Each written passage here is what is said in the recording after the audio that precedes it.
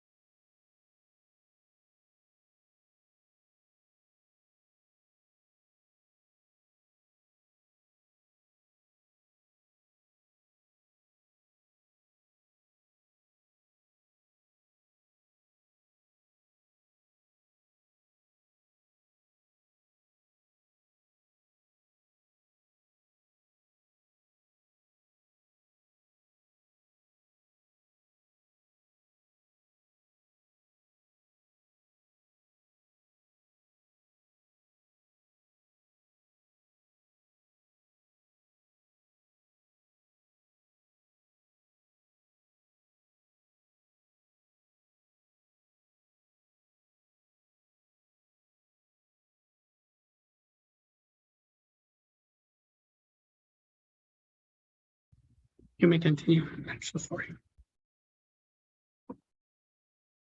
You go ahead. It's almost tossing away. Yes.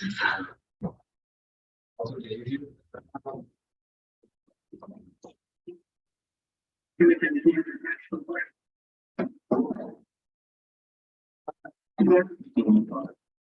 Go ahead.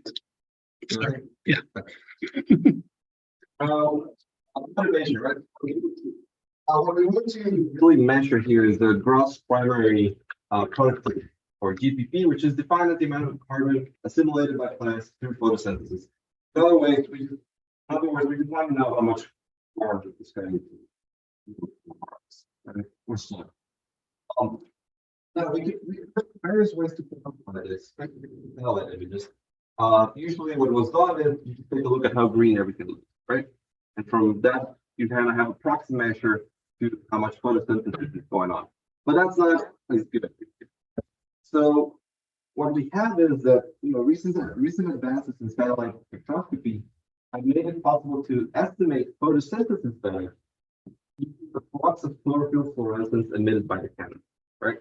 So there is this plasmid, which satellites are able to measure, and that just has a much better correlation. We measured the light. We kind of have a better idea of what to expect for the coming topics. And that light is called Solar-Induced fluorescence, SIF for short, and that's what we're going to use. So how does that work? I made this little drawing of our as you can see. But we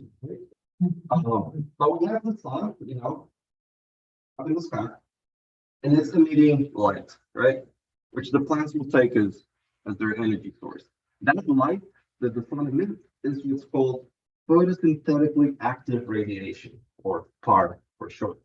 All right. Now each different type of plant will have different photosynthetic pathways in which they will absorb the light differently. So, for example, corn may absorb more of this PAR than soy might, right? That fraction that is different for each type of plant is FPAR, right? So F for fraction of PAR absorbed, right? Now the plants will absorb the light, they will absorb the energy, they'll go through photosynthesis, and they'll emit energy, right? Now it's another byproduct of photosynthesis is a red light that typically we cannot see with the naked eye, but we can under certain conditions. That red light is for all reason process. The light can be captured by the satellite. The satellite can only capture like the total SIP that comes out from the ground. So if we want to see how well corn is going to do for a harvest season, we're going to have to decompose it to its components essentially. And that is the problem that we were trying to. So pose that in this way, according to several authors in this field. Basically, the total SIF is just the sum over all types of land, which I'm interested here with, of the F bar times the power times the specific CPU. All right. So now we have a way to relate total SIF, which we can measure, to the sieve yield of each plant, which is what we want essentially, right? So for our particular application, we're going to have satellite images, right? And those images is basically going to be like an information of our coordinate that contains all the information we want about all the land types that we're going to measure. We're going to measure 4 different land types. I'll introduce them later. The point is, from the image, we also get the proportion of pixels that correspond to that particular land type. So we are studying the area around urbana Champaign. So you can imagine that most of those images are just going to be corn and soil, right? There is going to be some forests. We're going to be players corn and soil. Now, taking that proportion into account, then for each of the images that we get, we can decompose the total sieve in this particular way. But the nice thing about this is the first 3 are all known. All measured on the satellite. The only unknown that we can learn is the view. Right? To know. So we have our model here. Right? Just take everything that's known to be x, this to be beta, and we have a nice y equals x beta. Right? The only obviously important element here is that the coefficient very to be decided. That's the name of the presentation tab. We also the other thing that we have to take into account, these are all light measurements. So it's all going to be possible, or at the very least not. And there's another constraint that we have to take into account when we're all right. That is the motivation. As you saw, very data driven. Right? So the data itself, the theory behind the data is basically small. Sorry, Mauricio, would you mind giving me 1 second to share this screen? Yeah. Okay, you go ahead. Signs, for example. Oh, great. Yeah.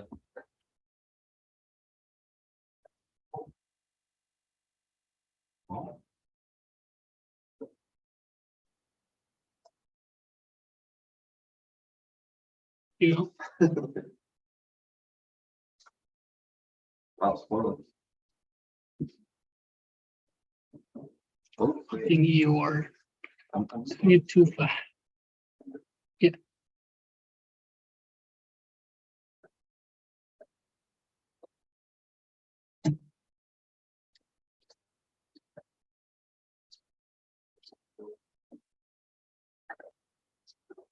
Okay.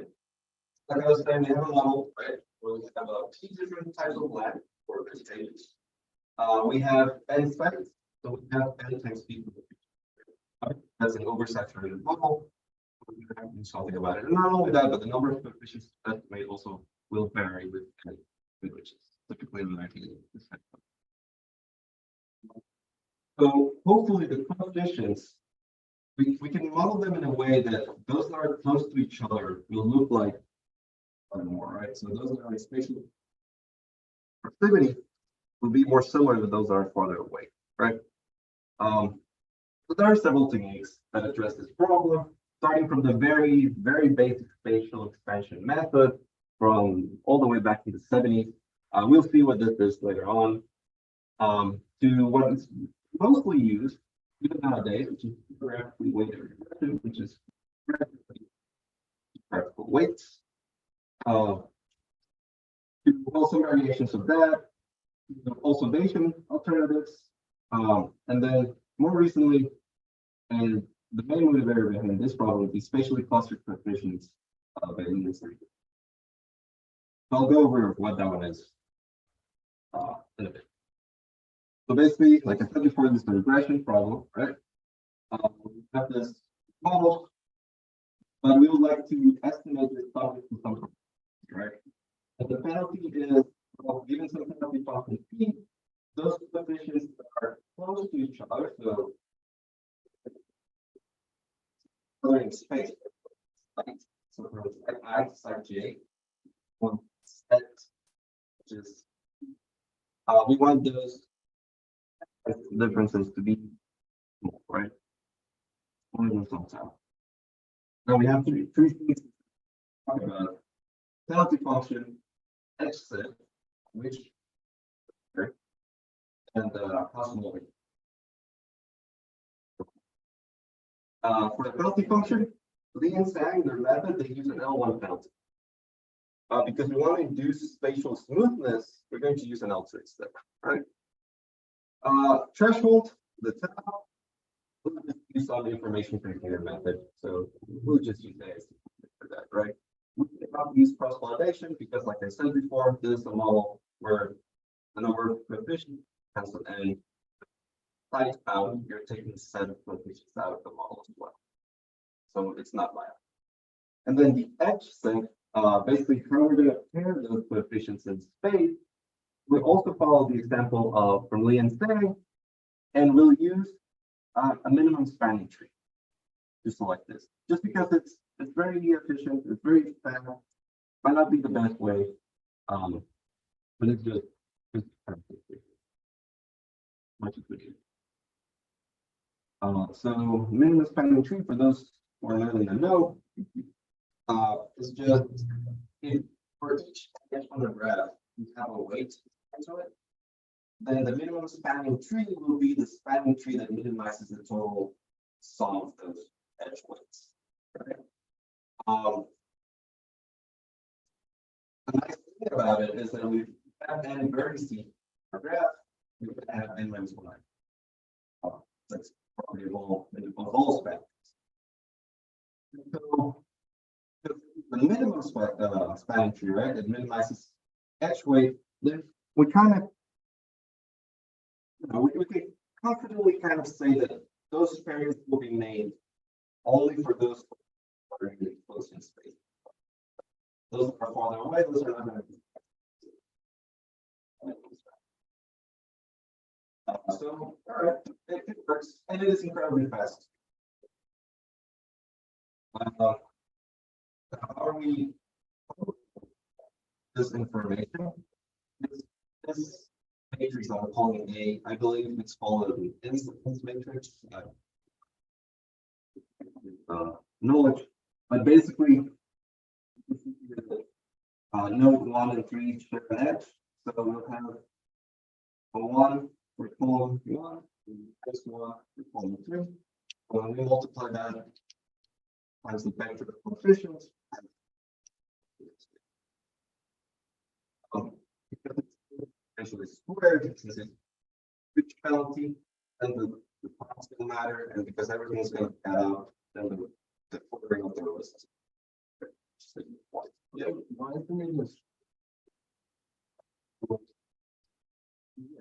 Like I said before, basically the number of rows is the number of the number of columns is the number of nodes, and spanning trees always have n minus 1 edges. But yeah, that's a great one. All right. We can make actually I do like this. I can later use that's really fast, but I do need to export estimation. So yeah, so let's define our basically our x. For each of the x1, x2, for the elements of the diagonal matrices, that's very good. So this is going to be an n by n because, like I said, line we have its own coefficient. And then our beta vectors is going to be the concatenated version of all the betas, right? So we're going to have n betas for core, n betas for fluid, n betas for grass, etc. So we're just going to have it all here as nice vector beta. So using an L2 penalty, beta hash is going to be answer of this expression, right? This is just first was our penalty here, our A matrix. Right here. This one L2 and that closed form solution for that. And this is the closed form solution. Right. The only issue is this can be negative. Freaking long negative. So taking that into account, the problem, right? Object to beta had to be greater than or equal to. Well, for all the elements of beta. We can rewrite that in this form. That's just this standard quadratic program control, right? Which or whatever we want to use. Like I said before, this little value with lambda.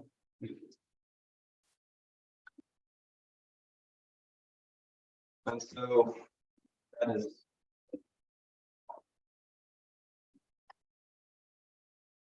now for the data application, we have 6,000 and some sites observed over 112 days, going from spring to fall, all in the vicinity for Vegetation, flood for low soil. Apart from those, we also have runoff and forest. That is not all the different types of plant types that there are, right? There's also urban areas, for example. But we don't have information on those. So we do expect, our model will not be completely, not a complete flop, I think we have here. Now the data, the first four multiple of particle variance, one is why the data as well, right? The magnitude for the first two covariates is much higher than it is for SIP, and much higher than it is for the last two covariates. And that happens because the proportion of land that belongs to grass or forest is minimal with the first quantum soil, right? Pretty intervention rate. So yeah, this is going to cause some issues, right? Anyone that's worked with rich before knows that usually when there's a lot of magnitude differences in the covariance, that's going to be played pretty poorly in this situation.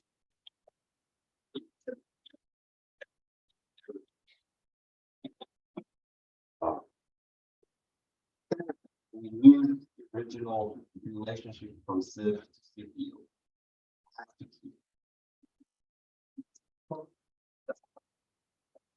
What I mean by that is for the estimated. Who cares? We want to understand the harvest of corn and soy.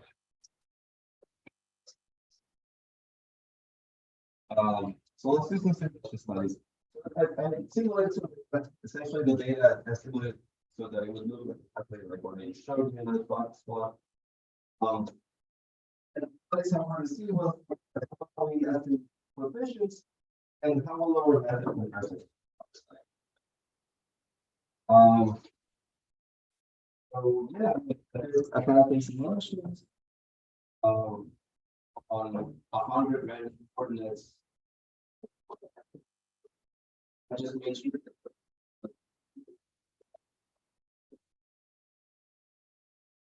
the details. First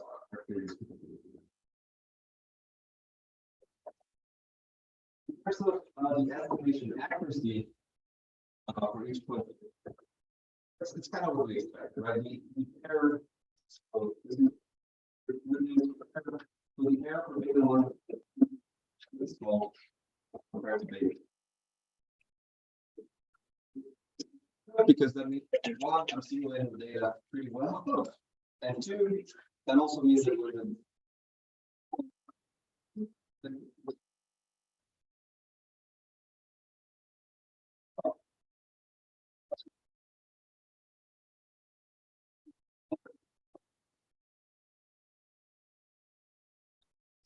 other methods.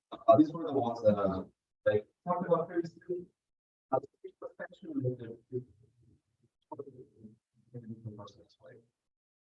as a polynomial in order to the longitudinal changes. So very forward proposition. Basically, parameters to mean entities.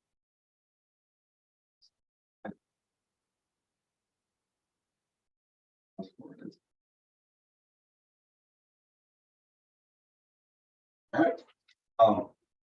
Yeah, much less messy. Instead of 400 coefficients, and then all the other methods.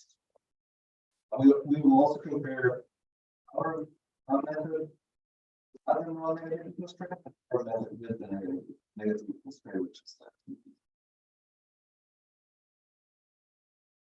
And so first, there's the method which is the so this is error on the y-axis, and there's one method that is currently beta 1, beta 2, and that is L1 first. That's not required. It's a spatial, of course, L1 to L2. Clusters. So let's take that down out of the equation and just look at what all methods one beta 2 number settings, right? Two. When we talk to those that have weaker signals, like far superior. Excluding perhaps SDSA comes to bigger. But we found out that the reason so good there estimates all the beta force. So yeah, of course the error is going to be minimal because they're very small values anyway.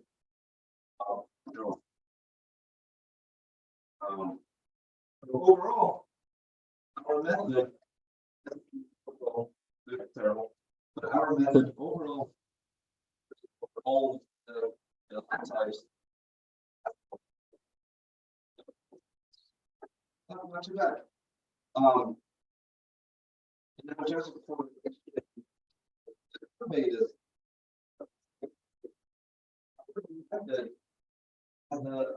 the relationship for beta 1 and beta 2. And they are also almost always positive. Kind of what we expected, right? That means that we are estimating at least some sort of spatial dependence. All the other methods, except for the Bayesian method, seem to have correlation. Oscillating. Now for beta 3 and beta 4, where the signal is all methods do. Which is kind of sad. Now it's funny though that they all do the same as SDSA, like I said before, estimated.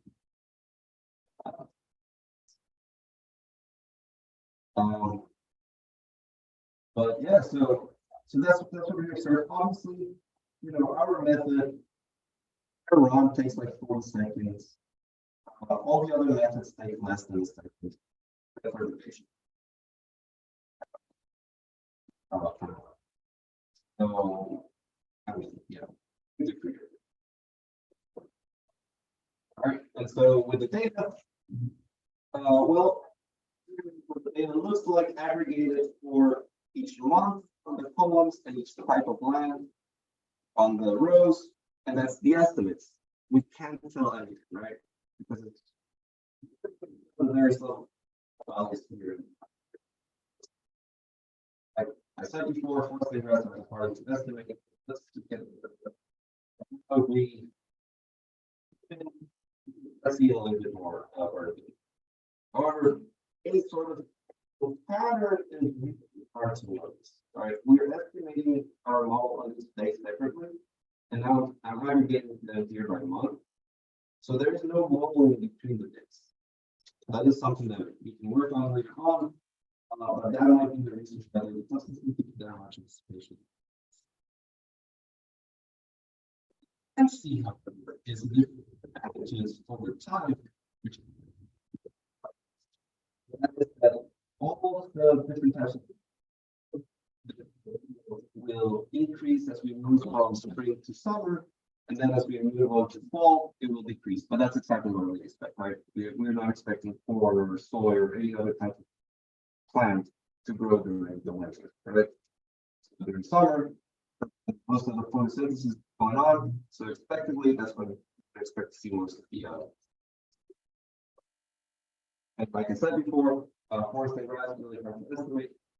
The standard deviations are, which is the shaded area here, much higher. Well, but yeah, so we come up with a method that's estimating a particular type of city. The simulations show that our method is pretty well. It might not be the best when it comes to those stronger signals, but when it comes to those, by far the best. And the correlation is almost the only one, other than ovation, that can actually get what's going on. So that's spatial difference model. Of course, when compared against the correlation, the ovation one, I'm different with this one.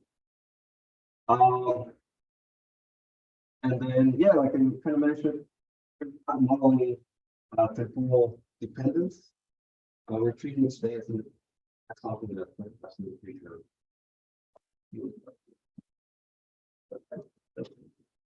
Have a slide the same time.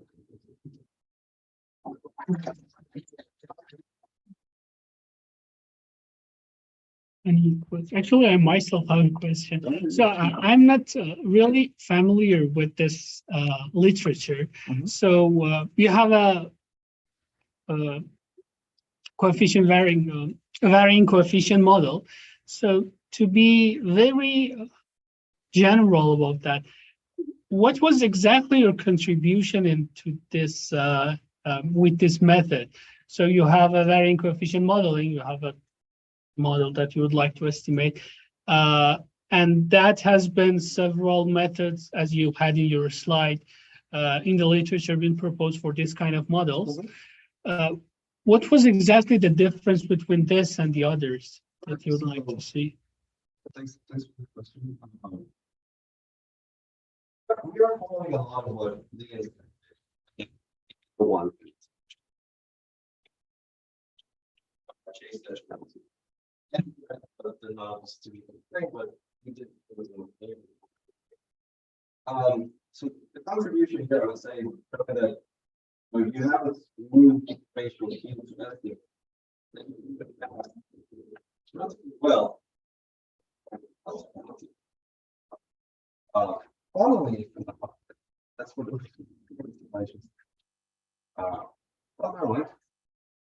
there are the method stuff. Okay, all right. So compared against this one, is it we're doing like a slight modification of this. But in their paper, they mentioned that their methods really good when it comes to spatial fields. So in that sense, we can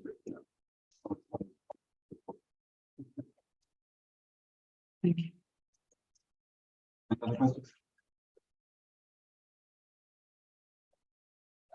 Ladder.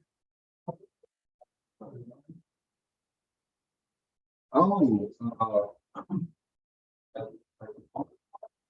So I guess my main question was, you see, like the betas are equivalent in length, right? So can a site have multiple types of vegetation, or are the betas sparse? all the stars have all of that. Oh, okay. So like an acre at least. Pretty much. Right. These are the satellite image. The satellite image, I don't know exactly how much it covers, but it covers the white area. But in all that white area, we observe all four. Not so much grass or forest, but forests like that. So here. The different methods. I'll try, but yeah. Which slide is that? I can. This one. This one. Yeah, I think we do. Or one of these books. I think that always has. Oh, right. So I simulated. This is comparing those estimated data to the real data in simulation. All that is just so fast. All that.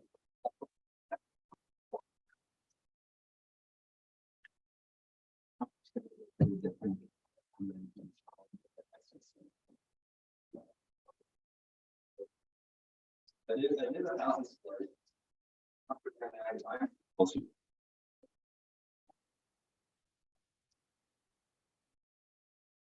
So this is maybe data. Yeah. More or less an assumption of consistency vary. The fields are losses. There is.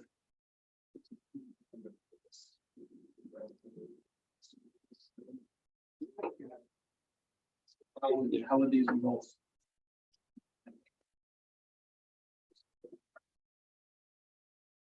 Oh.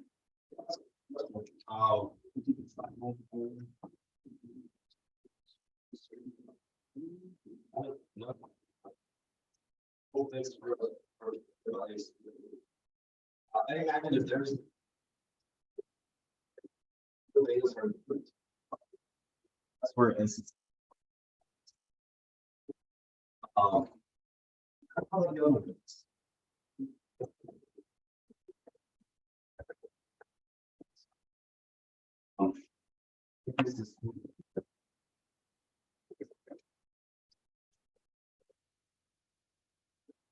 Yeah.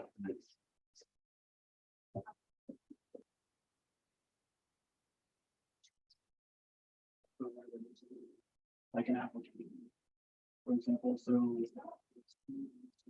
Simulation is giving the idea of that map is on the real data. Oh. That'd be hard. I'm thinking about it like. Turn. I was like more like to the eye.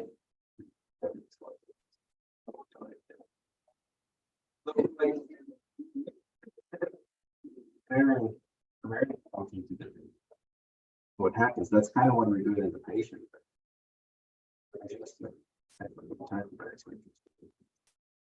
But even for that one, I'm also fixing. If I didn't, get the file, and if it would, of course.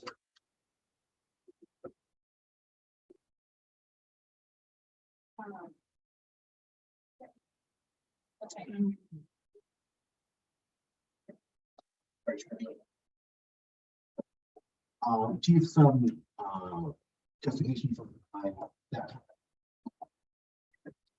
a ratio of your beta hat to beta? I don't know, would there be any benefit thing that comes up? Oh, or yeah, would that tell you a different story?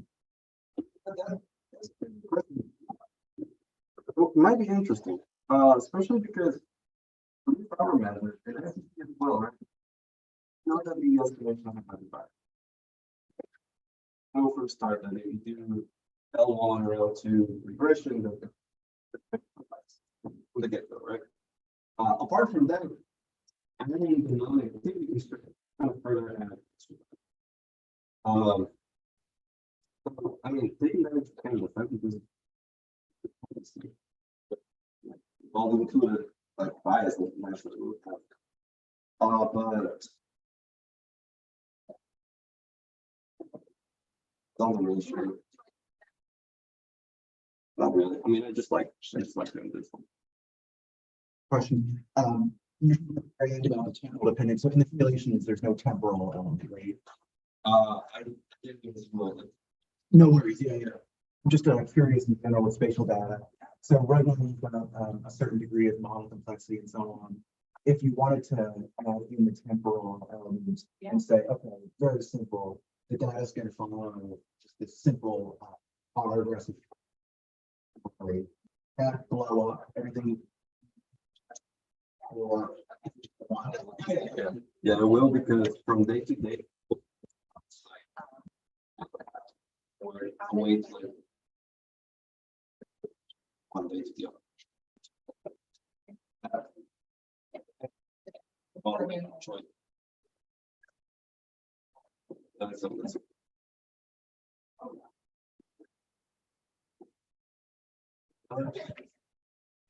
Thank you. And like the previous seminars, the slides are available on the box, and you can find it in the SDSA website and the videos on the SDSA YouTube channel.